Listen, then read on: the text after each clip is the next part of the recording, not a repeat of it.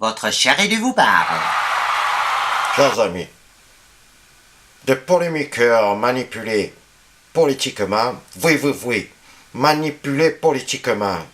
Des polémiqueurs nous reprochent d'offrir une petite subvention de 400 000 € à une société privée bien sympathique pour un concert de DJ international en juin 2013. Mais le rapport a été voté à l'unanimité au conseil municipal du 10 décembre 2012. Il est vrai que les socialistes et les élus écologistes n'étaient plus présents. Mais les bolcheviks, les communistes étaient présents et ils ont voté en faveur de ce dit même rapport. D'autant plus qu'il en est que ce fameux rapport avait été diffusé à tous les élus le 7 décembre 2012 à 11h précises GMT, sans aucune protestation ni questions aucune.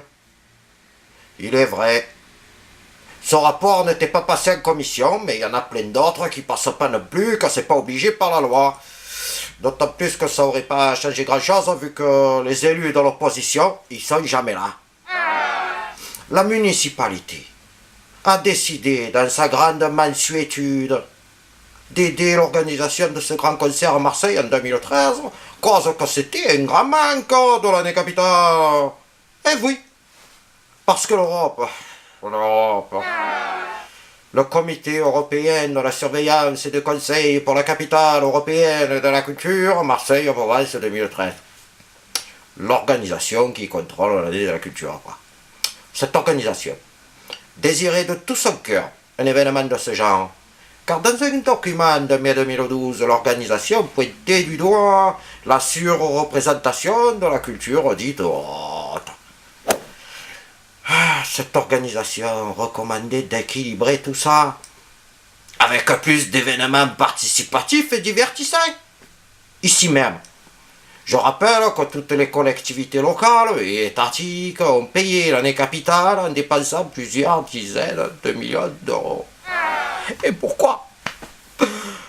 Pour des événements destinés à un public averti. Un public averti. La moindre des choses, c'était que nous aidions un grand spectacle populaire, à la destination des plus jeunes, ça. Sur les 400 000 € qui dérangeaient ces polémiqueurs anti-concert, la municipalité offre seulement 200 000. Et pour les autres 200 000 €, c'est un sponsor dont nous tairons le nom qui s'en charge. Et grâce à notre grande gentillesse, les Marseillais verront 3 artistes de renommée internationale. Le grand DG de Paris, avec en première partie Monsieur Ikea. Et le jour d'après, notre artiste, en échange de son argent, la municipalité aura des places gratuites et son logo sera collé sur les t-shirts, les posters et les gobelets en plastique. Ensuite, le prix des places, qui sont payantes, sera autour de 44 à 59 € minimum. Ce qui est le plus bas prix normal d'un concert de ce genre. À Carcassonne, ce serait au moins 69 €. Bref, on nous reproche de donner de l'argent à un organisateur privé qui fait venir un artiste qui a déjà plein d'argent pour un spectacle privé. Mais tout le monde l'a fait. Donnez des sous à un privé qui fabrique des événements artistiques ou sportifs avec des artistes ou des sportifs très riches avec des places payantes. De droite ou de gauche, tout le monde l'a fait. C'est comme ça pour tous les festivals de l'été français avec entrée payante. C'est comme ça pour le CNC qui, à coup de subventions étatiques, paye des films publics avec des acteurs grand public. C'est comme ça pour la Fiesta du Sud.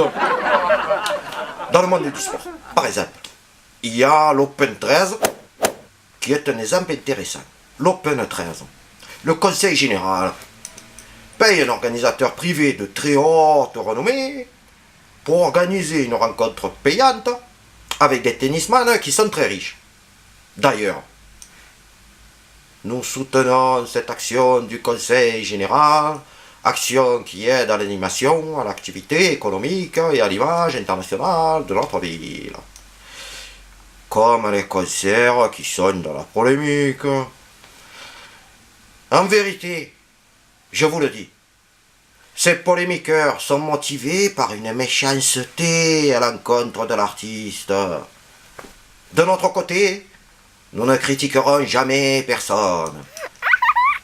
Qu'est-ce qu'on dirait si un élu de droite disait que certains groupes de rap ne devraient pas venir à Marseille car le rap n'est pas de la culture? Hein? Ah.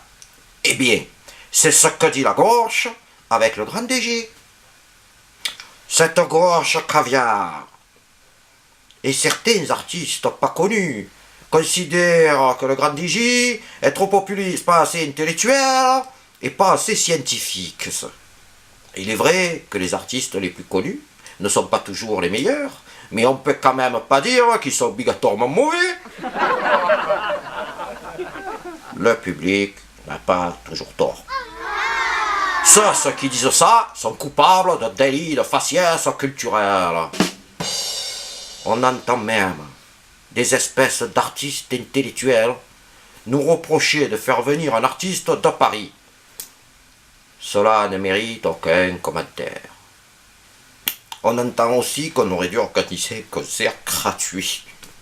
Mais pour faire venir des artistes aussi connus que le grand DG, ça nous aurait coûté 1 200 000 €. Est-ce ça qu'il fallait faire? Est-ce ça qu'on devrait payer si on nous interdit d'offrir cette subvention? Payer 1 200 000 € au lieu de 200 000, quand même. Bref, pour finir, il paraît qu'avec cet argent, on aurait pu faire quelque chose de mieux en période de crise. C'est vrai. Il y en a qui pensent que la culture, c'est trop cher. Eh ben, pas nous. À cause de la crise, la municipalité devrait annuler l'année capitale. On devrait fermer l'opéra qui coûte 16 millions d'euros par an. Fermer l'école de danse. Fermer le ballet national de Marseille. Diminuer les 144 € par habitant que la municipalité donne chaque année à la culture. Eh bien nous disons non. Et c'est tout. Contre le vent, contre les vagues, contre tous les déclinologues, contre les misérables stylistes, nous nous battrons pour que notre ville brille et grandisse. Et ceci, on le fait en organisant des gigantesques manifestations culturelles, sportives et amusantes. Voilà. Bonsoir.